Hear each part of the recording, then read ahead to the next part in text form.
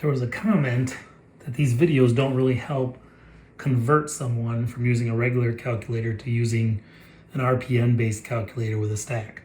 And that's a fair point. I'm not sure that's really what I was trying to accomplish. I was just trying to expose DM42 calculator users that there was a way to upgrade their calculator to a C47. But in this video, what I'm going to show is basically the reason or the point in time when I switched over to RPN-based, stack-based calculators from HP. And it was during my circuits courses in college when I was doing my undergraduate EE studies. So here's a typical circuits problem, and this is exactly the type of problem that caused me to start using RPN-based calculators. So let's turn this on. So the first thing I'm going to tell you is that this is my custom menu, but I need that J function to make this problem go quicker, and it's so easy to modify these menus that I do this all the time. So I'm going to modify it by doing assign, and then I'm going to select the I, which is J for me, and assign it in the position where that pi is. That way I've got quick access to it.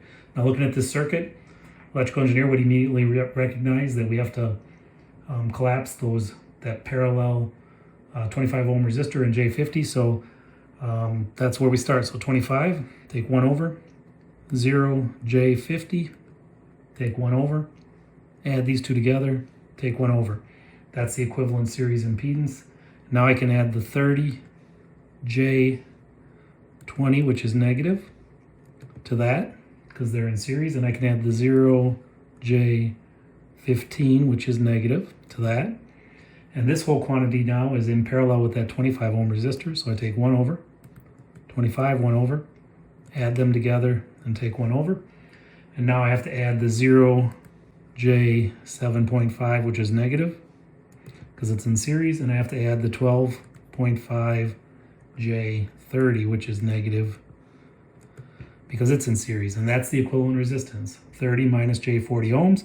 And if I want to display this in polar format, then it's 50 ohms at an angle of minus 53.13 degrees. So no store, no recall, no parentheses.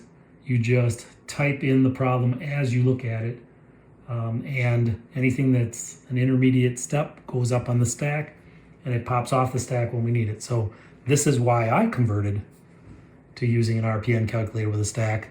Maybe this is useful for other people.